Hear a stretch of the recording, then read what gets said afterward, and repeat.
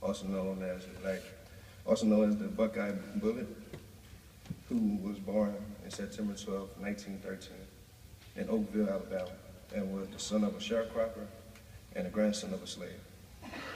After graduating from high school, Owens enrolled at the Ohio State University. At the 1935 Big Ten Championship, in spite of several terrible injuries, Owens ended up tying the world record in the 100-yard dash and set a long jump record that would stand for 25 years.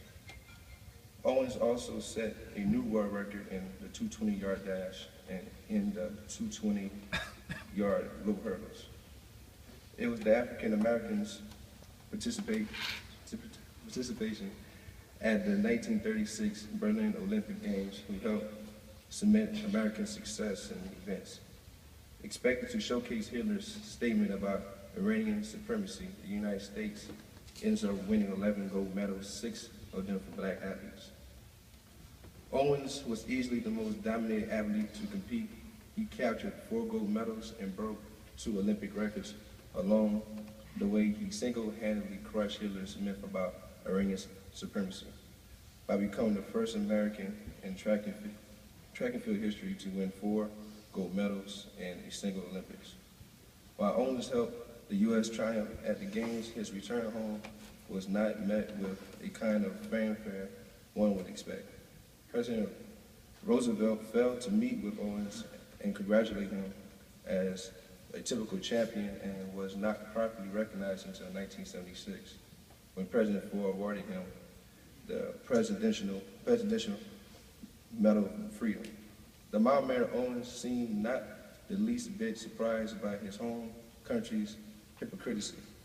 When he came back to his native country, he says, after all the stories about Hitler, he couldn't ride in front of the bus and still had to go through the back door. Following the Games, Owens retired from amateur athletics and started earning money for his physical talents, including a short stint playing with the home Ghost Riders. Owens eventually found his calling in public relations and marketing, which took him around the country as a motivational speaker. Jesse Owens died from lung cancer in 1980, leaving behind his wife of 55 years and 3 daughters who continue his legacy through his foundation. At his death, President Carter said perhaps no athlete better symbolized the human struggle against poverty and racial bigotry.